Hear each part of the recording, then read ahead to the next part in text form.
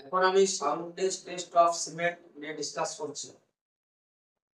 সাউন্ডনেস test of cement নিয়ে discuss করতে গেলে মেইনলি যেসব ডিসকাশনের প্রয়োজন হয় সেগুলো আমি পয়েন্ট ওয়াইজ দেখাচ্ছি। 1 নম্বর, হোয়াট ইজ সাউন্ডনেস?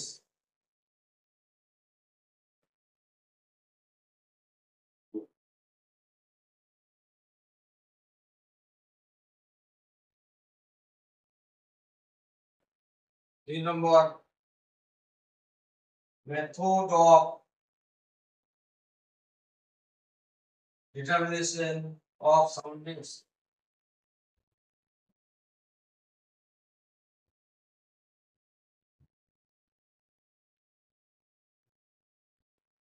তিন নম্বর, test procedure.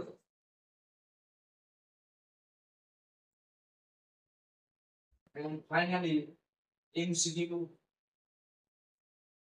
questions on soundness of hearing.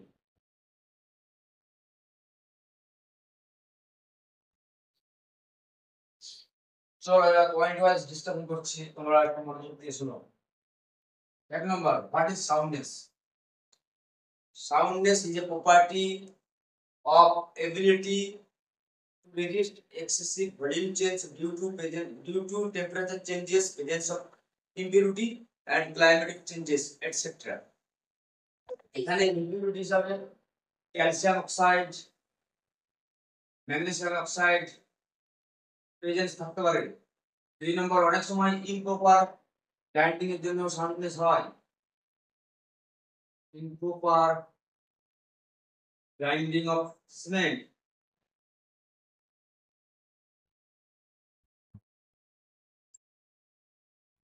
it may be occur.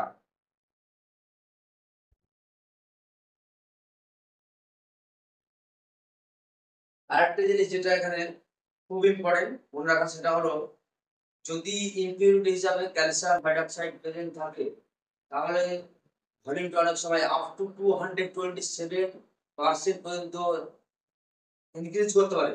সেই ক্ষেত্রে ক্যালসিয়াম হাইড্রোক্সাইডকে অ্যাবজর্ব করার জন্য জিপসাম অ্যাড করা হয়।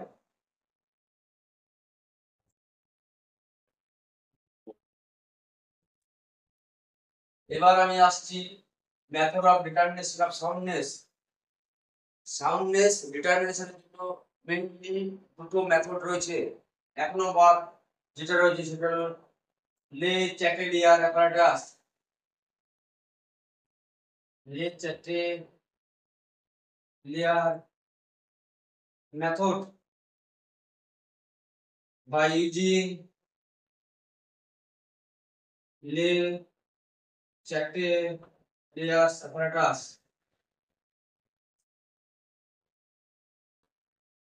Le Chatelier apparatus ইউজ করে তখনই আমরা সাউন্ডনেস ডিটারমাইন করি যখন এখানে পেজে ইম্পিউরিটি হিসাবে অনলি ক্যালসিয়াম হাইড্রোক্সাইড বা ফ্রি লাইন প্রেজেন্স থাকে। আর যদি ক্যালসিয়াম অক্সাইড এবং ম্যাগনেসিয়াম অক্সাইড বোথ আর প্রেজেন্ট অ্যাজ ইম্পিউরিটি তাহলে সেক্ষেত্রে আমরা অটোক্লেভ মেথড ইউজ করব।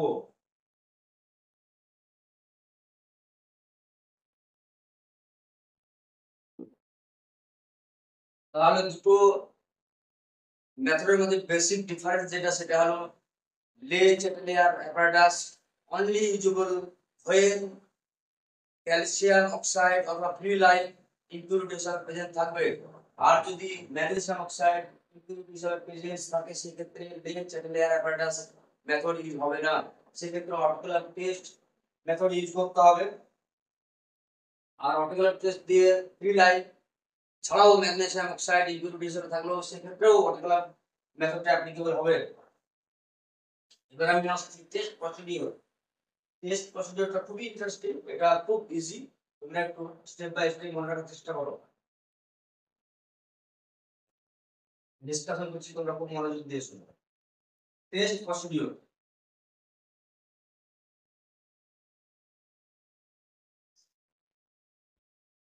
আমি লে চ্যাটেলিয়ার অ্যাপারেটাস নিয়ে টেস্ট প্রসিডিউরটা ডিসকাশন করছি। প্রথমে যেটা করা হয় সেটা কনসিস্টেন্সি টেস্টের ক্ষেত্রে যে স্যাম্পল ইউজ করা হয় এক্ষেত্রে ঠিক সেম স্যাম্পল ইউজ করা হয়, মানে 500 গ্রাম সিমেন্ট স্যাম্পল নেওয়া হয়, 500 gram cement sample. and water is added 78% of tin, মানে 500 গ্রাম সিমেন্ট স্যাম্পল নিলাম, এই সিমেন্ট স্যাম্পলটা নেওয়ার পরে যে কনসিস্টেন্সি যত পার্সেন্টেজ বের হয়েছিল ঠিক তার 78% ওয়াটার অ্যাড করে সেটাকে থ্রোলি মিক্স করতে হবে যতক্ষণ না পর্যন্ত ইউনিফর্ম কালার না পাওয়া যাবে।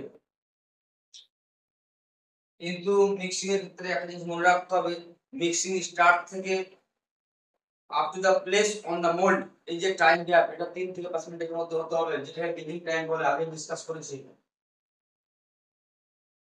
তারপর পেস্টটাকে নিয়ে কি করতে হবে, একটা নন অ্যাবজর্বেন্ট গ্লাস প্লেট নিয়ে তার উপর লেচেট লেয়ার অ্যাপারাটাস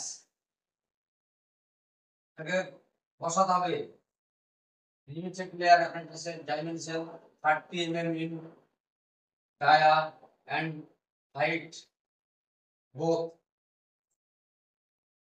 এই যে দুটো ইন্ডিকেটর আর্ম, যাতে দুটো ইন্ডিকেটর আর্মের মধ্যে ম্যাক্সিমাম ডিসটেন্স 0.5 mm আর ইন্ডিকেটর আর্মটির লেন্থ 150 mm। তাহলে কি বললাম, একটা নন অ্যাবজর্বেন্ট গ্লাস প্লেট দিয়ে তার উপর লেচেট লেয়ার অ্যাপারাটাসটাকে রাখা হয়। তারপর যে সিমেন্ট পেস্টটা আমরা তৈরি করেছিলাম সেটা দিয়ে এই লেচেট লেয়ার অ্যাপারাটাসটাকে ফিল করা হয়। ফিল করার পর আউটার সারফেসটাকে ভালোভাবে লেভেল করা হয়। লেভেল করার পর আরেকটা নন অ্যাবজর্বেন্ট গ্লাস প্লেট দিয়ে উপরের দিকটাকে ক্লোজ করা হয়। তারপর একটা স্মল ওয়েটটা মেনলি 100 প্লাস মাইনাস 20 গ্রাম সেকেন্ড নন অ্যাবজর্বেন্ট প্লেটের উপর রাখা হয়। তারপরে যে হোল অ্যাসেম্বলিটা পাওয়া যায় সেই হোল অ্যাসেম্বলিটাকে একটা ওয়াটার বাথের মধ্যে ইমার্স মানে ডুবিয়ে রাখা হয় for 24 hours at temperature 27 plus minus 2 degree Celsius. যখন 24 ঘন্টা অতিক্রম হয়ে যাবে তারপর গোটা অ্যাসেম্বলিটাকে জল থেকে বের করে এনে লেচেট লেয়ার অ্যাপারাটাসের দুটো ইন্ডিকেটর আর্মের মধ্যে যে ডিসটেন্স সেটা মেজার করতে হবে। সাপোজ ধরে নিলাম সেটা x mm। এরপর আবার হোল অ্যাসেম্বলিটাকে একটা ওয়াটার বাথের মধ্যে রাখতে হবে এট বয়লিং টেম্পারেচার। বয়লিং টেম্পারেচারটা এমন ভাবে আনতে হবে যাতে করে 4 ডিগ্রি সেলসিয়াস পার মিনিট হিসাবে টোটাল 25 মিনিটে boiling temperature 100 degree Celsius reach হবে। তারপর বয়লিং টেম্পারেচারের মধ্যে রেখে 3 ঘন্টা গরম করতে হবে। গরম করার পর সেটাকে মানে টোটাল হোল অ্যাসেম্বলিটাকে আবার জল থেকে বের করে আনতে হবে। তারপর আবারও ঠিক আগের মতোই ইন্ডিকেটর আর্ম দুটোর মধ্যে গ্যাপ মেজার করতে হবে। এবার ধরে নিলাম গ্যাপের ডিসটেন্স y mm। যদি দেখা যায় distance between y minus x mm is less than 10 mm, then cement is in sound condition, otherwise cement is in unsound condition. This is the test procedure of soundness test of cement. এবার আমি আসবো সাউন্ডনেস test of সিমেন্টের উপর কি কি MCQ question আসতে পারে এক্সামের ক্ষেত্রে সেই সম্পর্কে ডিসকাশন। 1 নাম্বার এখানে যেমন আসতে পারে সাউন্ডনেস টেস্ট অফ সিমেন্ট বের করার জন্য কোন অ্যাপারাটাস ইউজ করা হয়। যদি ক্যালসিয়াম হাইড্রোক্সাইড অথবা ফ্রি লাইম ইম্পিউরিটি সার থাকে সেক্ষেত্রে লেচেট লেয়ার অ্যাপারাটাস ইউজ করা হয়।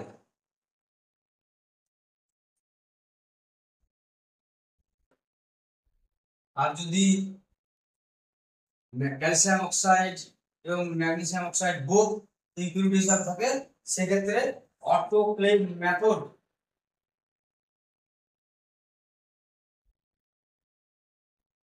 এই দুটো এমসিকিউ যেগুলো মোস্ট ইম্পর্টেন্ট ফ্রম সাউন্ডনেস টেস্ট। আর কি আছে সাউন্ডনেস টেস্টের সময় যে ওয়াটার কত পার্সেন্ট অ্যাড করা হয় সেটা হলো 78% of P,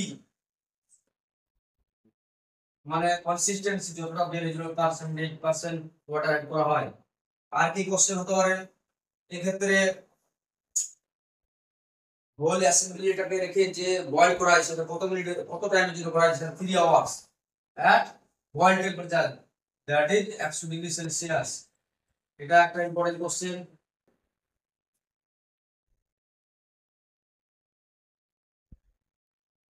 ইম্পিউর calcium oxide presence থাকলে ভলিউম আপ টু কতটা বাড়তে পারে সেটা 227%, মানে 227%। এই ভলিউমটাকে অ্যাবজর্ব করার জন্য কি অ্যাড করা হয় সেটা সেক্ষেত্রে উত্তর হবে জিপসাম।